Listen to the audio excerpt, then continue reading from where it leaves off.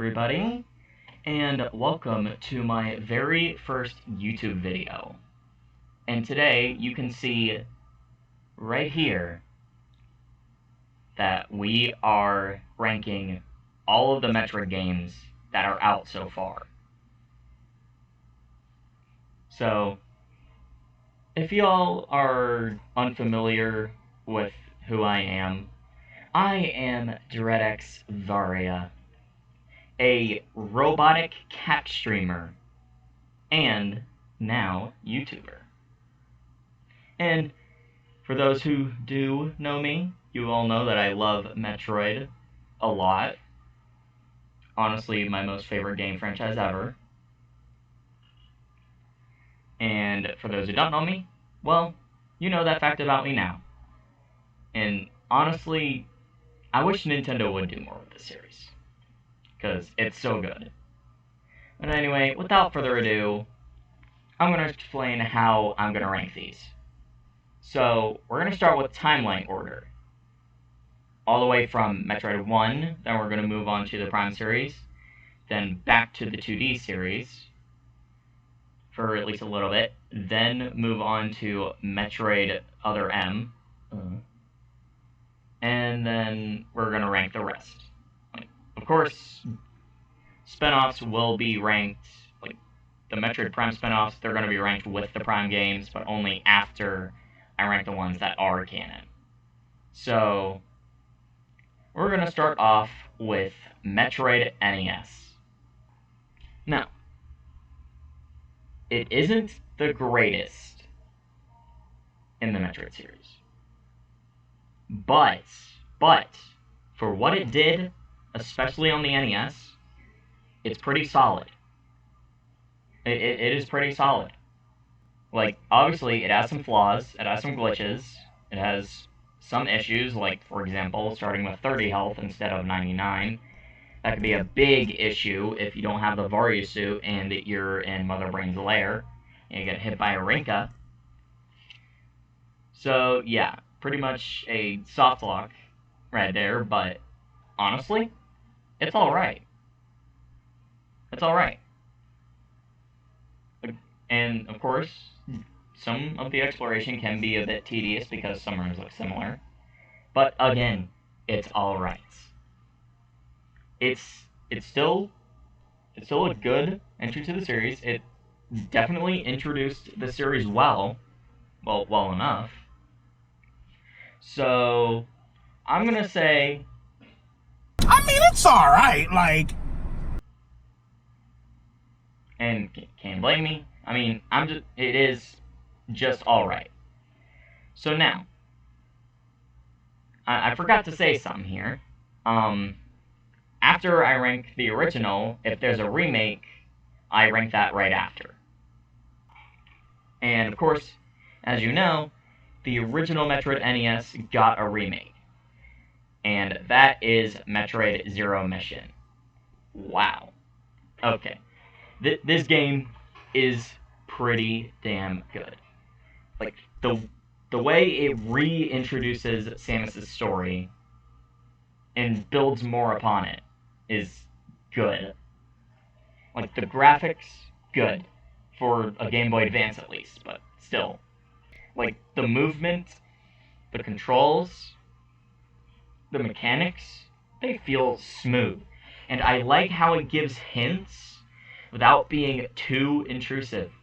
Now, I know some people don't like hints in their Metroid games, but those hints are the very reason why I would recommend Metroid Zero Mission to beginners, to those just getting into the Metroid series.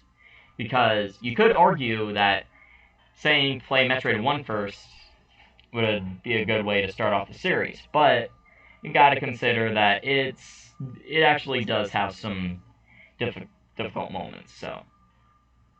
But with this, it gives you hints, it directs you where to go without any dialogue, just creates a point. So, yeah. So overall, I would say this is pretty good. Like, high pretty good. So, like, I would look at this game and say, hey, that's pretty good. so, we rank these two, and we're already moving on to the Prime series, because chronologically, that comes after Metroid 1, but before Metroid 2. So, now, for the sake of this, I'm going to rank these two pretty much together, because they're literally the same thing, except one of them has, like, better graphics. So, Metroid Prime. Honestly, for the first jump into first person that Metroid did, this is a solid entry. This is very solid. Like, the way that intro of Samus coming out of the ship and somersaulting all the way onto the ground, that's a good intro. And the way the frigate Orpheon, or however the heck you say it, like, acts as a tutorial area and also gives you your first boss, that is nice. Like, it lets you ease into it. Now, granted, I didn't play the original GameCube version, but I did play the trilogy version, and of course remastered, but we're going to talk about it later. I like the trilogy version, but I would say that the Switch version is probably similar enough to the GameCube version, so yeah. But honestly, the environments, the music, the exploration, I would say this is a really solid Metroid title. And in a way, it's sort of like Super Metroid if it were first person. Like, again, with the way everything is. And, of course, Lower Norfair's theme makes an appearance in this game. So, bonus points. So, now, the question is, which one do I like more out of these two?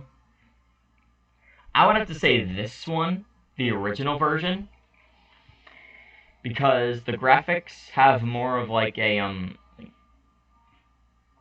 like, the graphics are unpolished, clearly, but I think that's the beauty of it, because it makes it doesn't try to, like, polish it. And it just makes it look and feel more realistic, if that makes sense.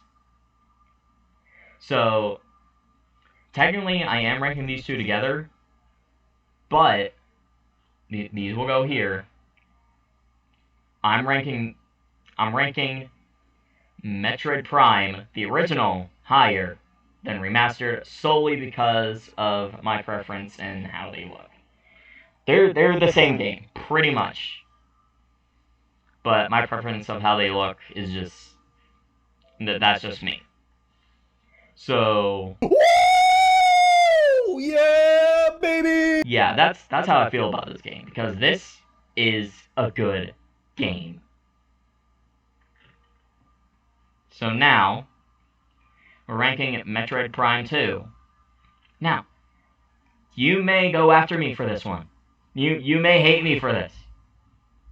But I'm going to put it in, I mean, it's alright. Granted, I'm going to rank it above Metroid, but it's going to go in, I mean, it's alright. There's a reason for that. Because while I do think it improved upon Prime in many ways, the difficulty scaling of the bosses lowers the score a lot for me.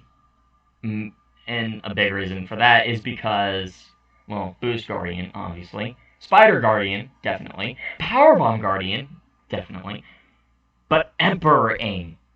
Emperor Aim. That Timu Metroid Prime final boss took me 7 freaking months to kill. 7 freaking months. Yeah, that may sound sad to you, but that's what happened. Now for the good aspects of it. For starters, they improved the scan system. Instead of having little icons that you scan for every object, you now have the objects highlight in red, green, and blue. Which I think is good, because it makes it easier to scan. Also, we got the screw attack. We got the screw attack. That's right. And it looks so good in this game. It looks so good. And I hope that in a future Metroid Prime game, if there is any, of course we have Prime 4 coming out soon, so we don't really know entirely, but with Metroid, with the Metroid Prime series, if they ever do Speed Booster in Shine Spark, I hope they take the same approach they did with Screw Attack and make it happen in third person. And I hope, just like in Dread here, they have awesome scenes of Samus Shine Sparking upwards or to the side or whatever. I hope they do that. So, the boss difficulty of this game brings it down significantly for me, but I like how they improved on Metroid Prime's mechanics a lot, and I also like the idea of moving between two worlds to do things. I like that idea. And Castlevania Harmony of Despair sort of went with that approach as well. But this isn't a Castlevania list, this is a Metroid list. So, Metroid Prime 2. Hey, that's pretty good. So, now we're going to move on to Metroid Prime 3. And yes, I am putting it above Metroid Prime. I know. It's typical to put the third game or whatever above the first one, but I have my reasons. One, the bosses. I actually liked the bosses in this game. I actually liked it. They weren't too difficult. They weren't too annoying. And some of them were actually fun to fight. Like Mognar, the giant golem thing. I like that fight. I liked it. And again, Gendrada's fight, I also like that. Because in a way, during the Samus portion of that fight, it sort of felt like you were fighting the SAX in first person, which I thought was pretty cool. Now, I know that's not the case, but still, it felt like it. And just, honestly, having a boss that actually acts as its own boss, as well as switching to other bosses, I think that's cool. Plus the whole Phazon system, I also think is really cool. And the environments in this, they look amazing. Screw Attack makes a return, that's a plus. And I feel like the motion controls fit really well with Metroid Prime 3. And little fun fact here, the nunchuck was actually made for Metroid Prime 3. I forget where I saw that, but I do know I read that somewhere. Woo! Yeah, baby! So, we have all of the Prime games ranked. At least the mainline ones. Well, except for this one, but I never played it. Now, I will say I played a tiny bit of it, but never actually played it. And same with Federation Force. I've heard that's bad, but I never played it, so I can't really have a say. So, Metroid Pinball. Metroid Prime Pinball. Now, it's not a traditional Metroid title. It is not. But it's good in its own right. Because it does something different. And it makes a nice little pinball minigame themed around Metroid, and it doesn't just reskin pinball to be Metroid. It incorporates Metroid elements into pinball, which I think is cool, because I like pinball. I like pinball. I really do. And Metroid pinball is actually really cool. Like, yeah, you can say, but it's not a traditional Metroid title. So just take it for what it is. It's actually good. Like, even though it's not traditional, it's still good.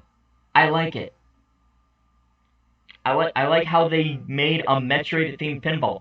Not just reskin pinball and called it Metroid Pinball, but they actually put elements of Metroid in it. So, I'm gonna put it in, hey, that's pretty good. Obviously, below Zero Mission. Obviously. But, Metroid Pinball is good in its own right. Hey, that's pretty good. So now, we're done with the Prime series, and its spin-offs. And I believe this is a mainline game, but I don't know. And now we're back to the 2D series. And of course, we start off the 2D series again with a game that has a remake. So, Metroid 2. I would honestly say it improved upon the original Metroid in many ways. And introduced a lot of core power-ups from future Metroid games. Like, we got the Spazer Beam, the Plasma Beam, we got the Space Jump, we got the Screw Attack, we got Spider Ball, which would be used in the Prime games, although not quite the same. I do wish it would, like, make a comeback in a 2D game. I think that'd be cool. Not counting this. I'm meaning one that isn't a remake. But anyway, sure, the Metroid fights can get repetitive. But from a narrative standpoint, it's understandable. You're fighting a bunch of Metroids, a whole planet of Metroids. So that's completely understandable. And of course, depending on the version you play, there's not a whole lot of color. So, like, obviously some people are going to be turned off by that. But I would say the black and white works well for this game because of how its environments are shown. How the environments are. Instead of music for every environment, you have ambience made with bloops, bleeps, and chirps, which is pretty cool. That is pretty cool. And of course, the surface music is a banger. Always a banger. So, it's going to be in low pretty good, but Hey, that's pretty good. And now for the remake. The remake, okay, it is good. It is good, like really good. It impressed me. Like, we got free aim, we got melee counter from it, which returned in Metroid Dread, albeit upgraded. But this introduced it, and this also introduced Aeon, which sort of came back again in Dread. And of course, like, held true to the original, beam stacking isn't a thing. At least not completely. Which I think is cool. Like, I think some games work with beam stacking and some games work without it. However, I do wish the soundtrack were more memorable. And as much as I wish it could look better, it was on the 3DS, so that can be forgiven a little bit. I do like how it brought back the grapple beam to the 2D games, so I think that's cool. I think some of the boss fights are fun, although the Diggernaut, I hate that thing. I hate that giant thing that looks like an Emmy and the tester from AM2R, which, by the way, I have played both this game and AM2R all the way through. And I will say this before I rank it. If I had the choice to play either Metroid Samus Returns or AM2R, I would pick AM2R. I like both games. Both of them did things great, and both of them have their flaws. But I would choose AM2R any day. I will say this about Samus Returns. Surprise final boss. Oh my god, it surprised me. I mean, that's what it's supposed to do, but still. And it genuinely surprised me. And I liked the final boss.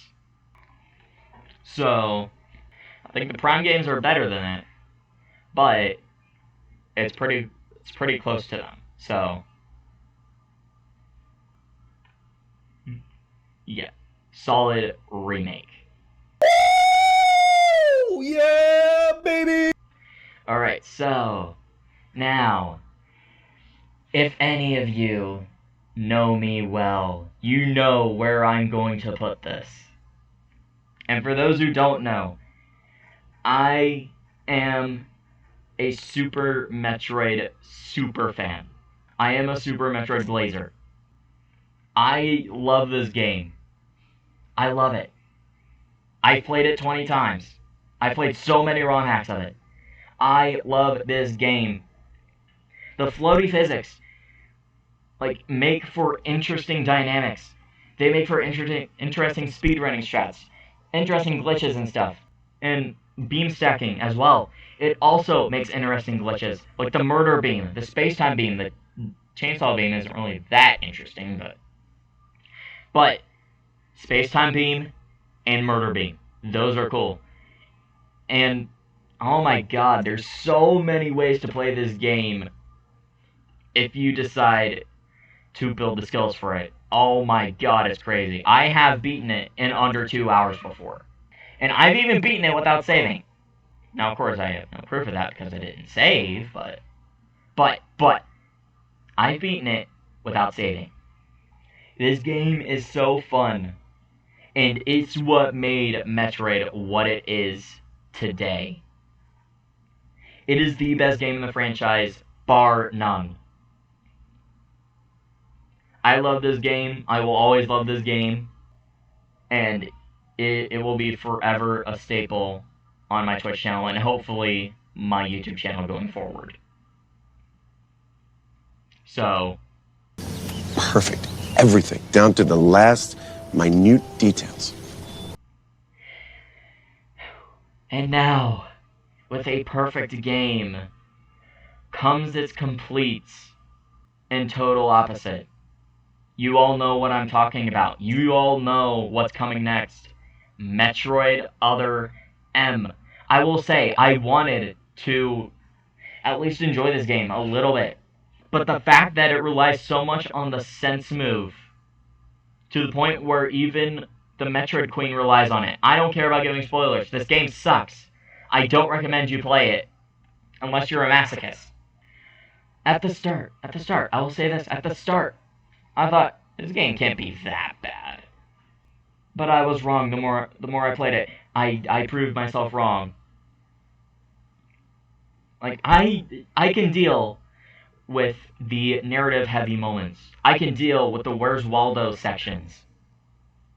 But the sense move, I don't understand it. I don't know how it's triggered. I never got the grasp of it.